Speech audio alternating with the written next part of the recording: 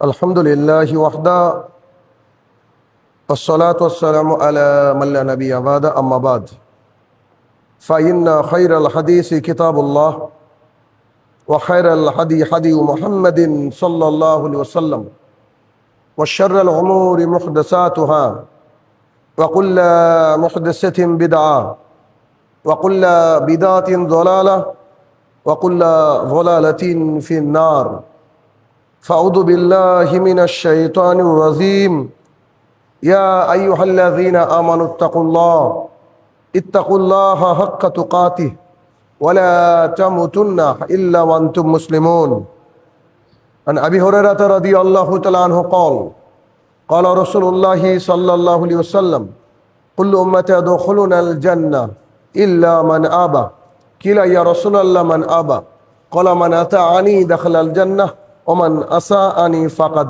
آبى عن عائشة رضي الله تعالى عنها قالت قال رسول الله صلى الله عليه وسلم من عمل عملا ليس عليه أمرنا فهو رد। সম্মানিত উপস্থিতি, সর্বপ্রথম আল্লাহ সুবহানাহু ওয়া তাআলার বারগাহে শুকরিয়া জ্ঞাপন করব যে আল্লাহ তাআলা জুমার সালাত আদায় করার লক্ষ্যে মসজিদে প্রেরণ করেছেন, যিনি মালিক ইয়াউমিদ্দিন, বিচার দিবসের একক এবং একচ্ছত্র অধিপতি, আমাদের হায়াত এবং মওতের মালিক, তারই বারগাহে শুকরিয়া জ্ঞাপনার্থে আমরা বলি আলহামদুলিল্লাহ। অতঃপর সমগ্র মানব জাতির শিক্ষক, সমগ্র মানব জাতির পথপ্রদর্শক মুহাম্মদুর রাসূলুল্লাহ সাল্লাল্লাহু আলাইহি সাল্লামের উপর শতকোটি সালাত ও সালাম বর্ষিত হোক, আমরা বলি আল্লাহুম্মা আমিন। আমাদের জুমার ধারাবাহিক আলোচনার বিষয় জান্নাতের নিয়ামত। আজকে পর্ব 8তম পর্বে জান্নাতের আরো দু একটা বিশেষ নিয়ামত নিয়ে আলোচনা করার চেষ্টা করব কোরআন এবং সুন্নাহ অনুযায়ী, এবং এই নিয়ামতগুলো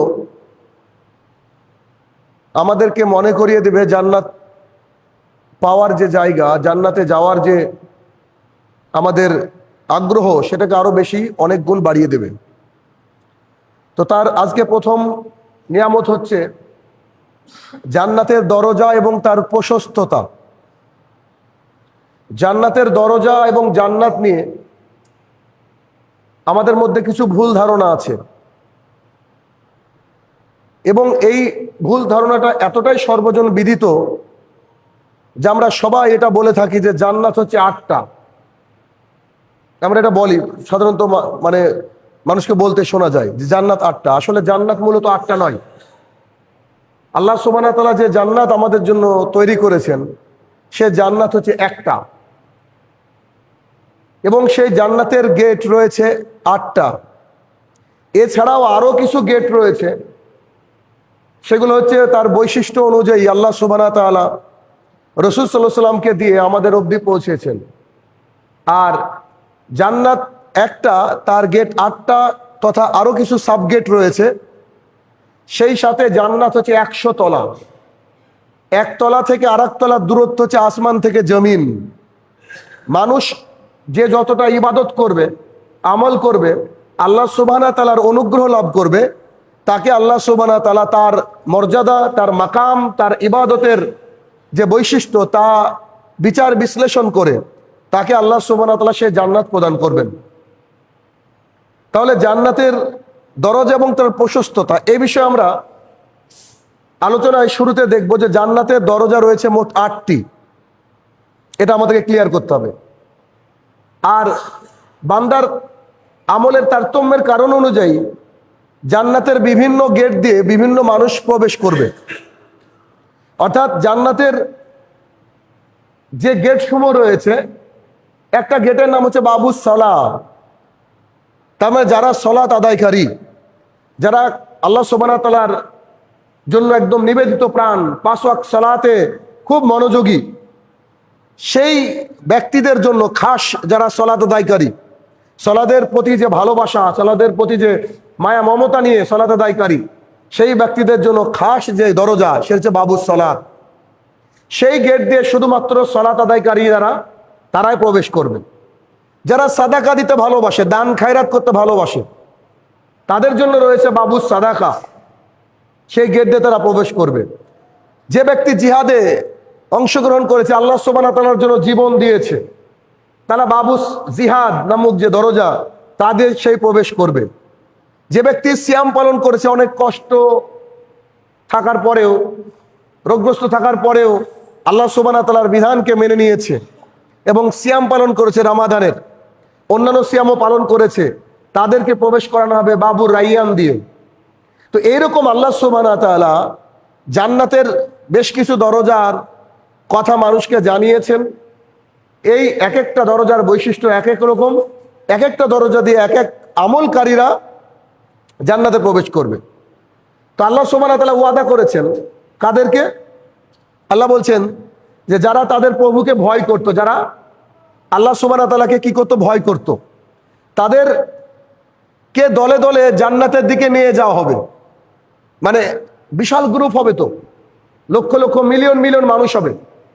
এবার সামান্য কোনো ফর্ম ফিল আপ করতে গেলে দেখবেন যে যদি 2-3টে ক্যাটাগরি থাকে, আলাদা আলাদা লোককে ভাগ করে দেওয়া হয়।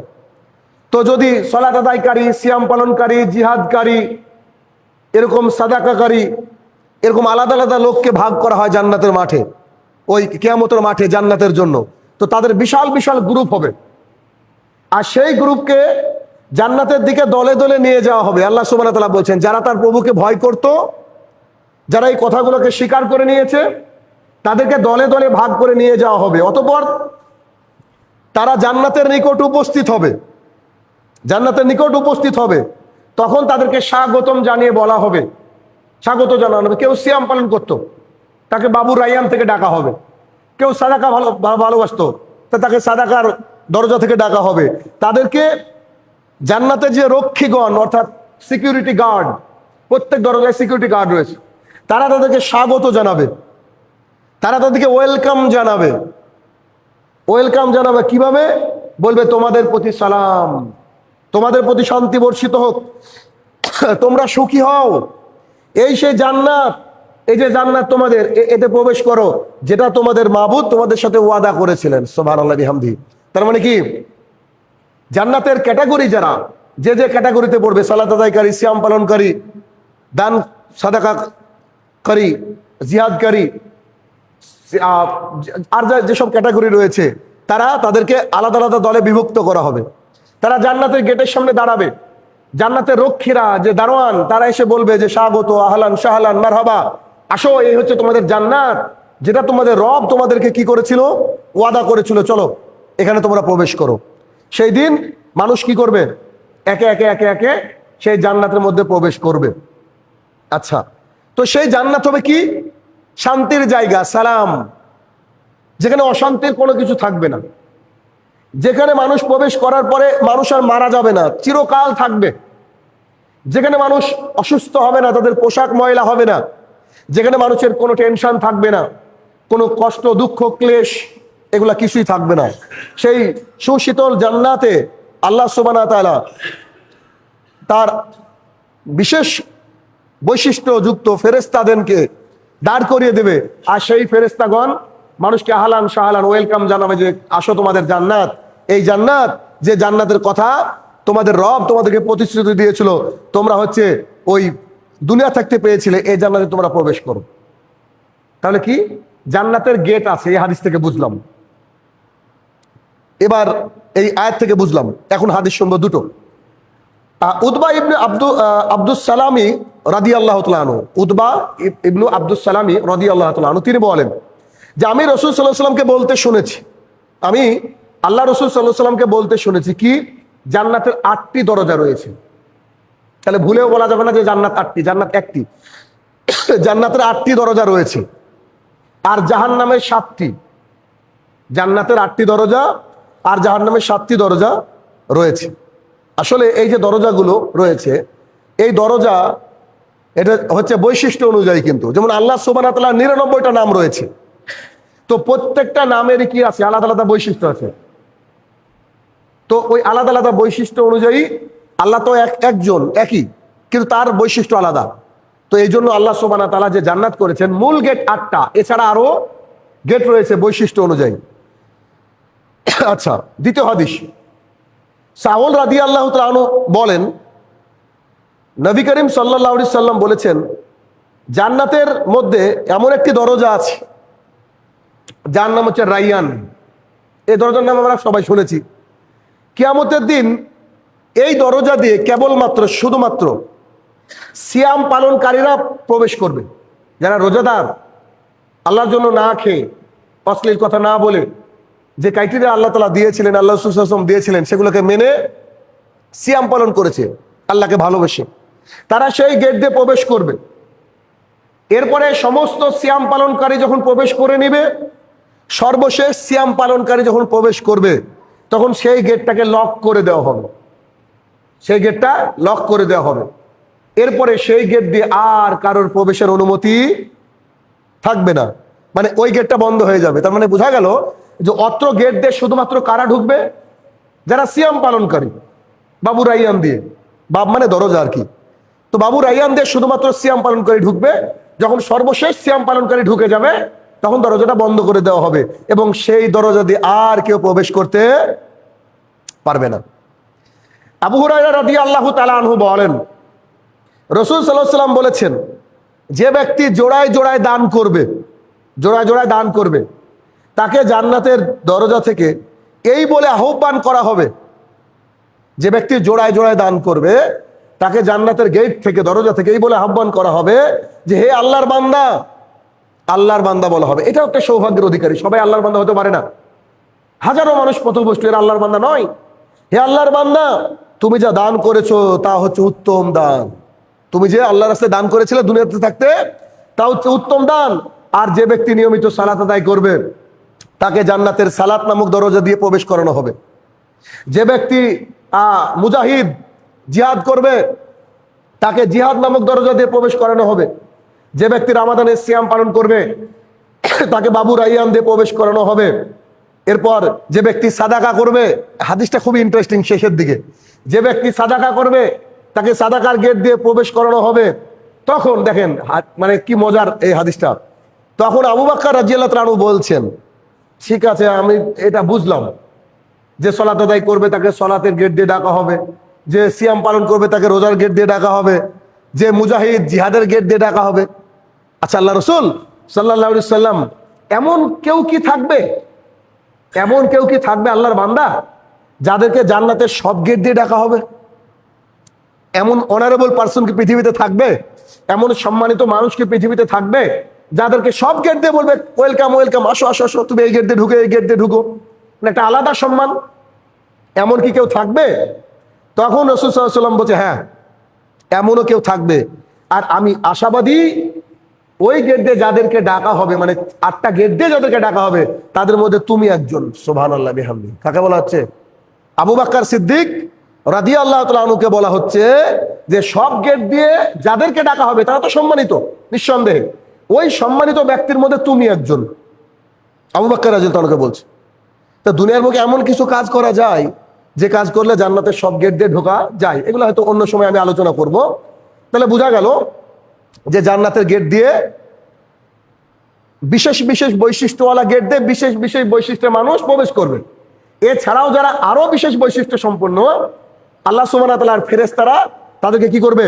সব গেট দিয়ে ডাকবে। অপর হাদিস, সাহল ইবনে সাদ রাদিয়াল্লাহু তাআলা আনহু বলেন, রাসূল সাল্লাল্লাহু আলাইহি ওয়াসাল্লাম বলেছেন, এই হাদিসে বোঝা যাবে জান্নাতের গেটের প্রশস্ততা কতটা, মানে গেটটা কতটা চওড়া, এটা বুঝতে পারবেন। সাহল ইবনে সাদ রাদিয়াল্লাহু তাআলা আনহু বলেন, রাসূল সাল্লাল্লাহু আলাইহি ওয়াসাল্লাম বলেছেন, আমার উম্মতের মধ্যে ৭০,০০০ মানুষ বা ৭ লক্ষ, এখানে যিনি বর্ণনা করছেন তার ডাউট, তার সন্দেহ, আল্লাহ ভালো জানে, আমরা জানি না। তবে হাদিসটা এমনই আসছে, বলছেন যে ৭ লক্ষ মানুষ, আবার বলছেন যে ৭০,০০০ মানুষ, আবার বলছেন যে ৭ লক্ষ মানুষ। মানে কোনটা হবে? হয় ৭০,০০০ হবে অথবা ৭ লক্ষ। এটা আল্লাহ তাআলা ভালো জানে, তিনি হয়তো ভুলে গিয়েছেন যখন তিনি বর্ণনা করছিলেন, তাই তিনি এভাবে বলেছেন। আবুল হাজেম রাসূল সাল্লাল্লাহু আলাইহি ওয়াসাল্লাম কর্তৃক বর্ণিত, মানে সঠিক ব্যাখ্যা তিনি জানেন না, এটা বলছেন যে একে অপরের হাত ধরে জান্নাতে প্রবেশ করবে। কিভাবে? যেমন করে ব্যারিকেড করে না, ওই রকম করে। তো একজন মানুষ আর একজন মানুষের হাত ধরে, তার মাঝে আরো দুজন থাকবে, হিসাব করেন। মানে আমি একজন এরকম হাত ছাট করলাম, তা আমার এখানে একজন, আরো একজন, তার হাতে আবার আরো একজন, মানে এরকম করে যদি 70,000 মানুষকে ধরে নিই আমরা, 7 লাখ বাদ, কথার কথা, 70,000 মানুষ এভাবে জান্নাতে প্রবেশ করবে একে অপরের হাত ধরে ধরে। এখন 70,000 মানুষ যদি হাত ধরে লম্বা হয় 60 হয়, চিন্তা করেন তো কত দূর হবে, এবার কল্পনা করেন। আচ্ছা, এরপর হাদিসের শেষের অংশ শুনেন, বলছেন সর্বশেষ ব্যক্তি জান্নাতে প্রবেশ করার আগ পর্যন্ত তাদের গ্রুপের সর্বশেষ ব্যক্তি জান্নাতে প্রবেশ করার আগ পর্যন্ত প্রথম ব্যক্তি প্রবেশ করতে পারবে না। মানে বুঝতে পারলেন? আমি বোঝাই। ধরেন আল্লাহ তাআলা আমাকে আপনাকে এই মসজিদে যারা আছে কবুল করলো, যে আপনারা 70,000-এর মধ্যে, মানে আমি শুরুতে আছি, কথার কথা, তাহলে আমি প্রথমে জান্নাতে ঢুকবো হিসাব, কিন্তু আমার পরে একজনকে ধরলাম, তারপরে আরেকজনকে ধরলাম, তারপরে সে আরেকজনকে ধরলো, ধরতে ধরতে ধরতে কতজন গেল? 70,000। তা আমি তো আগে আছি, আমার তো আগে ঢুকার কথা, কিন্তু আল্লাহ তাআলা বলছে না, এরকম করে সিস্টেম নাই।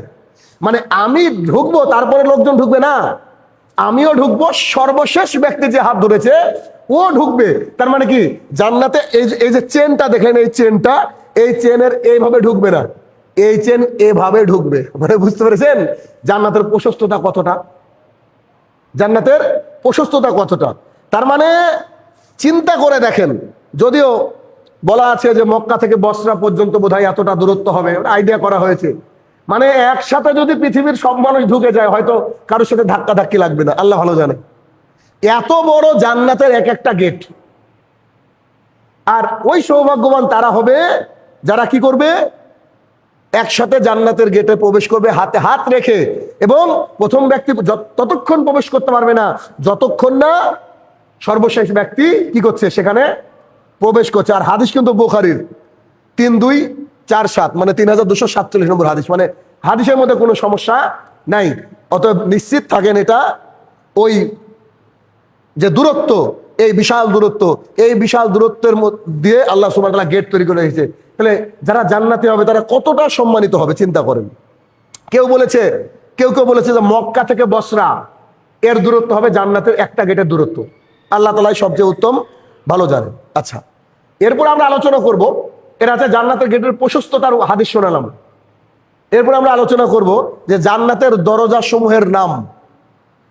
আমি বলেছি, আবারও বুঝেন কথাগুলো, যে জান্নাতের 8টি নামের কথা হাদিসে আছে, জান্নাতের 8টি নামের কথা হাদিসে আছে, সেগুলো সবই কিন্তু গুণবাচক নাম। গুণবাচক নাম মানে আল্লাহ সুবহানাহু ওয়া তাআলার 99টা নাম আছে, 100তে 1 কম। রাসূল সাল্লাল্লাহু আলাইহি ওয়াসাল্লাম বলছে, যারা এই নামগুলোকে আয়ত্ত করবে, মুখস্থ করবে, তারা জান্নাতে প্রবেশ করবে। বুখারী হাদিস। তো এখন আল্লাহ সুবহানাহু ওয়া তাআলার নাম কি? আল্লাহ সুবহানাহু ওয়া তাআলার যে বিভিন্ন নাম আছে, আল্লাহ সুবহানাহু ওয়া তাআলা আমরা কি বলি? আর রহমান, আর রাহিম, আল খালিক মানে কি? সৃষ্টিকর্তা। আর রাজ্জাক, রিজিক দাতা। আল মুসাব্বির, রূপ দানকারী, যে আমাদের চেহারা আল্লাহ তাআলা দিয়েছেন এটা। তো আল হাই মানে চিরঞ্জীব, তিনি মারা যাবেন না কখনো। এরকম 99টা নাম রয়েছে আল্লাহ সুবহানাহু ওয়া তাআলা। তো আল্লাহ সুবহানাহু ওয়া তাআলা তো এক এবং একক, কিন্তু তার বৈশিষ্ট্য আস-সামাদ মানে তিনি অমুখাপেক্ষী, তিনি কারোর মুখাপেক্ষী না, কিন্তু সবাই তার মুখাপেক্ষী, আস-সামাদ। তাহলে এই যে আল্লাহ তাআলার বিভিন্ন বৈশিষ্ট্য, এই বৈশিষ্ট্য অনুযায়ী আল্লাহ সুবহানাহু ওয়া তাআলা এক, কিন্তু তার বৈশিষ্ট্য আছে।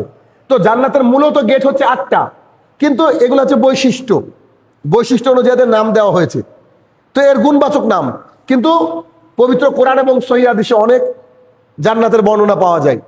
যেমন এর আগে এই জান্নাতের বর্ণনা দিতে গিয়ে আপনাদেরকে বলেছি যে জান্নাতে যে নদী রয়েছে, এই নদীর পানি ইয়াকুতের উপর দিয়ে বয়ে চলে যাবে।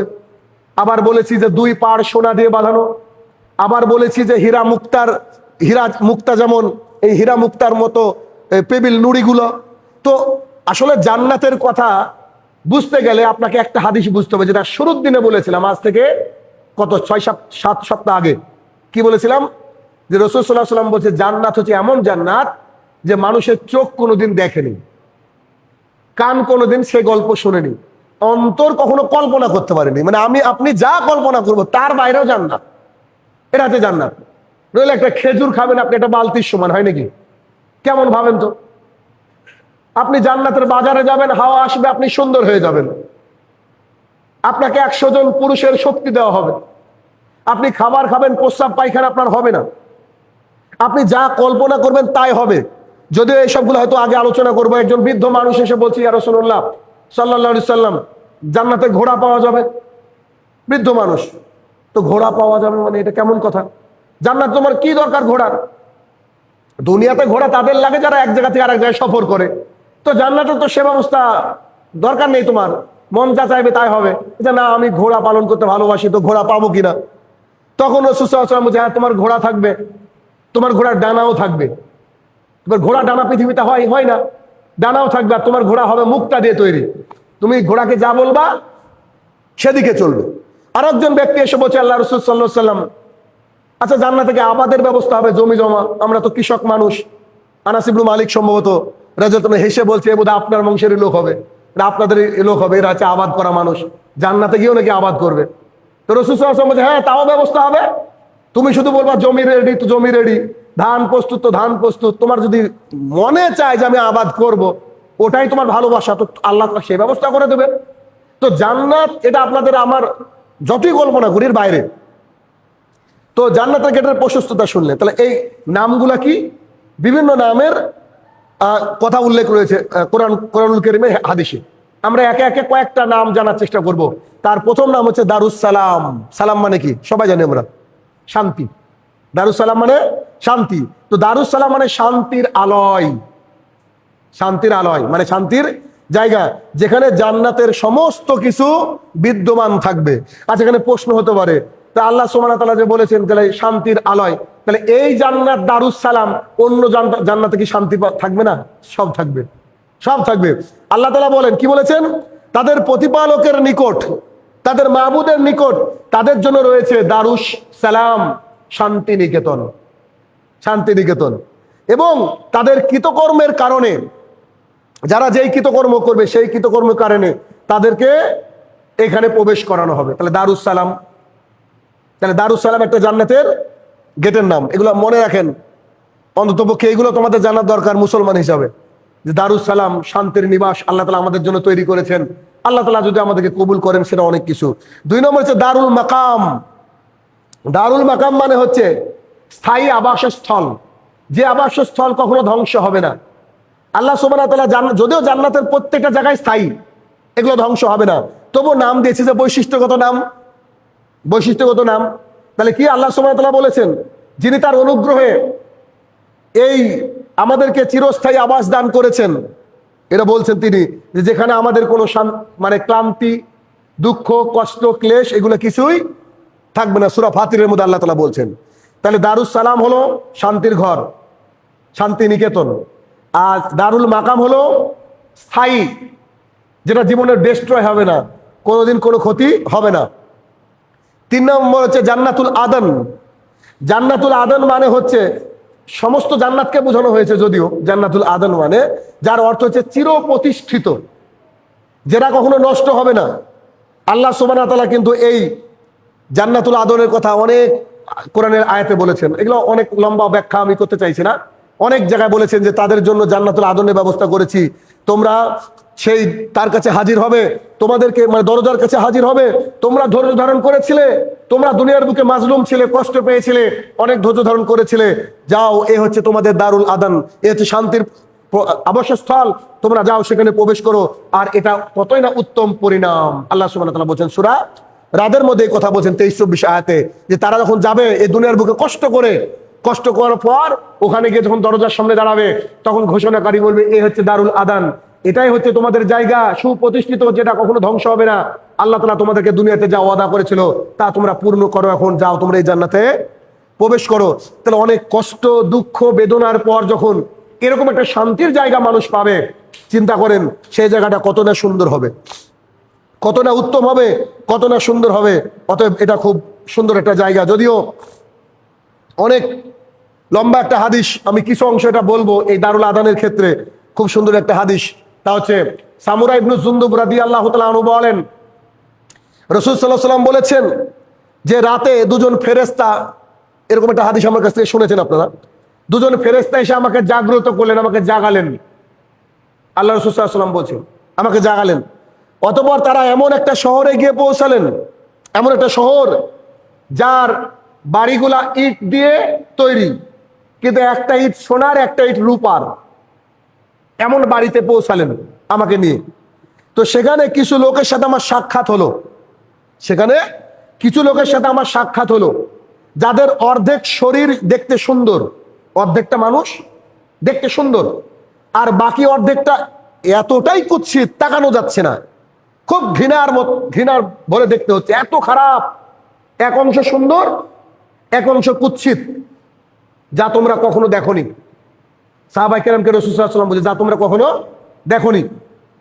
ফেরেশতা দুজন তাদেরকে বললেন যে তোমরা ওই যে নদী দেখছো, সমুদ্র নহর, ওখানে যাও, ডুব দাও।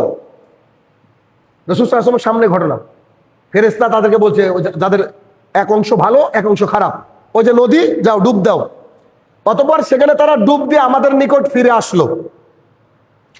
ফিরে আসার পর তাদের কুৎসিত চেহারা সম্পূর্ণ দূর হয়ে গেল, খারাপ চেহারা যেটা সম্পূর্ণ দূর হয়ে গেল, তারা সর্বাধিক সুন্দর হয়ে গেল। তারা এত সুন্দর হয়ে গেল, মানে ভাবনারও বাইরে, এত সুন্দর তাদের চেহারা হয়ে গেল। ফেরেশতাদ্বয় আমাকে বললেন, এটা হচ্ছে জান্নাত, জান্নাতে আদন, এটা হচ্ছে সেই আদন, এটা হচ্ছে সেই আদন, সেই জান্নাত যে জান্নাতে ডুব দিলে কুশ্রী মানুষও সুশ্রী হয়ে যায়। আর এটাই হচ্ছে আপনার আসল ঠিকানা। রাসূল সাল্লাল্লাহু আলাইহি ওয়াসাল্লামকে বলছেন ফেরেশতারা, মানে জান্নাতের নদীর একটা বৈশিষ্ট্য দেখেন, কুশ্রী মানুষকে সুন্দর করে দিচ্ছে একটা ডুবে। তো ফেরেশতাদ্বয় বলছে যে এটা হচ্ছে আদন, এটা হচ্ছে ওই আদন জান্নাত যে কথা আল্লাহ তাআলা কোরআনে বহুবার বলেছেন। আর এটা হচ্ছে কি আপনার জায়গা, এটা হচ্ছে আপনার জায়গা। তারা আবার বললেন যেসব লোক অর্ধেক সুশ্রী, তারা ওই সকল লোক যারা দুনিয়াতে কিছু ভালো কাজ করেছিল, সেই সাথে খারাপ কাজও মিশ্রিত ছিল, ভালো কাজও করেছিল বা খারাপ কাজও করেছিল, তারপরেও মহান আল্লাহ সুবহানাহু ওয়া তাআলা কি করেছে, তাদেরকে ক্ষমা করে এই জান্নাতের মধ্যে প্রবেশ করেছে। এটাও সহিহ বুখারী হাদিস 4674, মানে 4674 নম্বর হাদিস। তাহলে যারা দুনিয়ার বুকে ভালো কাজও করবে খারাপ কাজও করবে, আল্লাহ সুবহানাহু ওয়া তাআলা চাইলে তাদেরকে ক্ষমা করে দিতে পারেন, এবং জান্নাতুল আদনের মধ্যে যে নদী আছে সেখান থেকে ডুব দিয়ে তাদেরকে সুন্দর করে দিতে পারেন। আল্লাহ সুবহানাহু ওয়া তাআলা আমাদেরকে কোরআন এবং সুন্নাহ মোতাবেক চলে তার এই জান্নাতুল আদন পাওয়ার তৌফিক আদা করুক, আল্লাহুম্মা আমিন।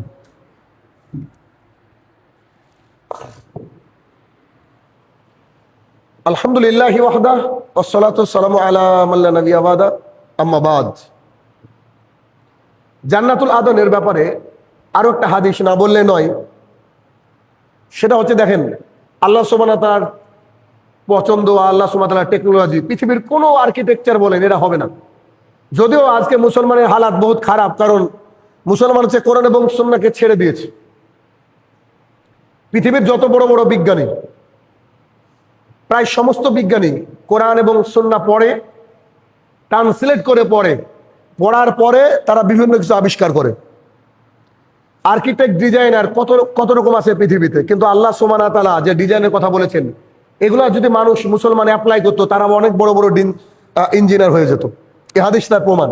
আবু বকর ইবনু কাইস রাদিয়াল্লাহু তাআলা তিনি তার পিতার সূত্রে বর্ণনা করছেন হাদিস। তিনি তার পিতার সূত্রে বলছেন যে নবী করিম সাল্লাল্লাহু আলাইহি ওয়াসাল্লাম বলেছেন যে দুটি জান্নাত রয়েছে, আর মানে দুটি জান্নাত, একটা হচ্ছে রূপার মানে চাঁদির, আর দুটো হচ্ছে সোনার, মানে দুটো রূপার দুটো সোনার। যেই জান্নাত রূপার, তার মধ্যে সবকিছু রূপার। এবার কল্পনা করেন তো, খাট, পানপাত্র, বিছানা, আপনার জুতা, জানালা, এ টু জেড সবকিছু চাঁদি দিয়ে তৈরি, কেমন লাগবে? অতঃপর আরো দুটো জান্নাত রয়েছে, সেগুলো কি সোনার।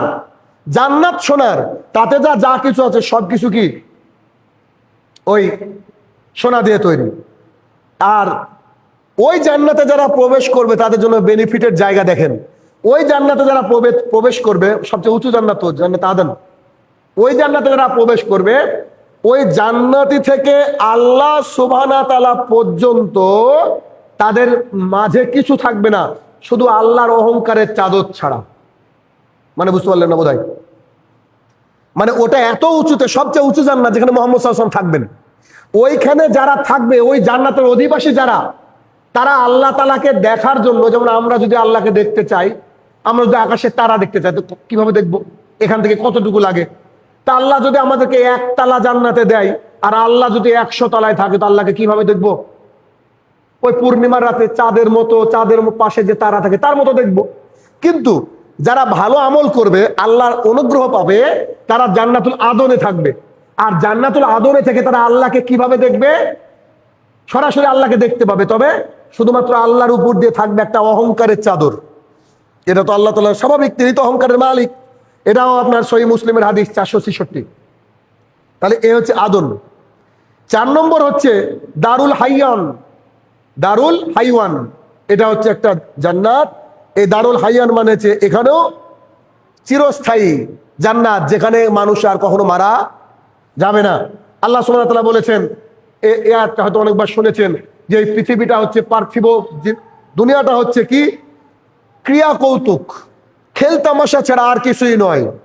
এটা পরীক্ষার হল, খেলতামাশা ছাড়া আর কিছুই নয়। পরলৌকিক জীবনই তো আসল জীবন, যেখানে মানুষ আর মৃত্যুবরণ করবে না, চিরস্থায়ী থাকবে। এই চিরস্থায়ী থাকার নাম হচ্ছে দারুল হাইওয়ান। এটা হচ্ছে একটা গেটের নাম বা জান্নাতের নাম বলতে পারেন। 5 নম্বর হচ্ছে আল মাকামুল আমিন। আল মাকামুল আমিন মানে নিশ্চয়ই বুঝতে পারছেন, আমিন মানে কি? শান্তি। তো এই মাকামুল আমিনের অর্থ হচ্ছে নিরাপদ স্থান। ব্যাখ্যায় যাচ্ছি না আমি। নিরাপদ স্থান আল্লাহ সুবহানাহু ওয়া তাআলা কোরআনুল কারীমের মধ্যে সূরা দুখানের মধ্যে বলেছেন, এই হচ্ছে জান্নাত, এটা হচ্ছে নিরাপদ স্থান। মানুষ কিন্তু দুনিয়ার বুকেও নিরাপত্তা ফিল করতে চায়, কিন্তু মানুষ নিরাপত্তা দুনিয়ার বুকে পায় না। তো এই যে নিরাপত্তার স্থান হচ্ছে আল মাকামুল আমিন। 6 নম্বর হচ্ছে কি? মাকআদুস সিদক। মাকআদুস সিদক, এটা হচ্ছে একটা জান্নাতের জায়গা, যার মানে হচ্ছে সত্যের উৎপত্তি স্থল, যেখান থেকে সত্য আর সত্য থাকে, এখানে কোনো মিথ্যার আশ্রয় থাকে না। অর্থাৎ এই তারা যারা পৃথিবীর বুকে সত্য বলেছে কিন্তু কষ্ট হয়েছে, কষ্ট হওয়ার পরেও তাদেরকে সত্যের কষ্ট হওয়ার পরে যে সত্যকে পুরস্কার করা হয়, এই সত্যবাদীদেরকে সম্মানের সাথে নিয়ে যাওয়ার যে জান্নাত, সেই জান্নাত হচ্ছে এই জান্নাত। 7 নম্বর হচ্ছে জান্নাতুল নাইম। জান্নাতুল নাইম, এই জান্নাতুল নাইম মানে আসলে নিয়ামতে পরিপূর্ণ জান্নাত। এটার মানে হচ্ছে সমস্ত জান্নাতকে বোঝানো হয়েছে, সমস্ত জান্নাতকেই বোঝানো হয়েছে। যে জান্নাতের যে সৌন্দর্য, এই সৌন্দর্যর যে নিয়ামত, এই নিয়ামত সমূহকে জান্নাতুল নাইম বলা হয়েছে। বলেছে আগে, এগুলো বৈশিষ্ট্যগত নাম। এরপরে 8 নম্বরে রয়েছে জান্নাতুল ফেরদাউস। এই জান্নাতুল ফেরদাউসের কথা রাসূল সাল্লাল্লাহু আলাইহি ওয়াসাল্লাম বলেছেন। হাদিস লম্বা, আমি পড়বো না, এই হাদিস আপনারা জানেন। সংক্ষিপ্ত সার এই, রাসূল সাল্লাল্লাহু আলাইহি ওয়াসাল্লাম বলেছে, তোমরা যখন আল্লাহর কাছে জান্নাত চাইবে, তখন জান্নাতুল ফেরদাউস চাও। কেন? ছোটখাটো নিচু জান্নাত চেয়ে লাভ নেই। আল্লাহর কাছে চাইলে কি চাইতে হবে? সবচেয়ে বড় জান্নাত চাইতে হবে, কারণ ফেরদাউস হচ্ছে শ্রেষ্ঠত্বের দিক দিয়ে সর্ব উপরে রয়েছে, সবচেয়ে উপরে রয়েছে কি? ফেরদৌস। অনেক লম্বা হাদিস ছিল, আবু হুরায়রা থেকে বর্ণিত হাদিস আগে শুনেছেন, আবারও শুনবেন পরবর্তী সময়। 9 নম্বর জান্নাতের গেট জান্নাতুল মাওয়া। জান্নাতুল মাওয়া, মাওয়া শব্দের অর্থ হচ্ছে ঠিকানা, ফাইনাল ডেস্টিনেশন, যার পরে আর ঠিকানা নেই।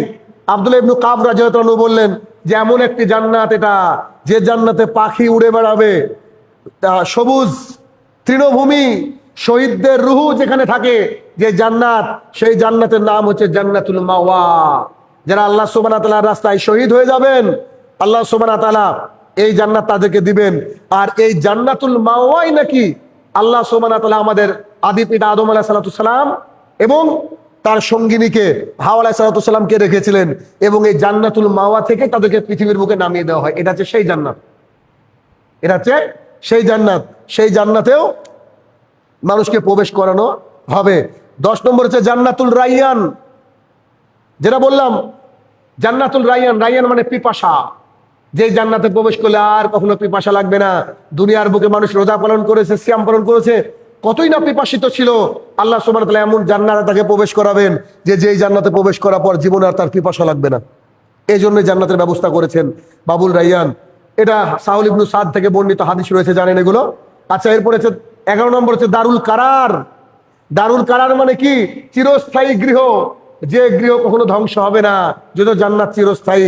12 নম্বর হচ্ছে দারুল আখিরা।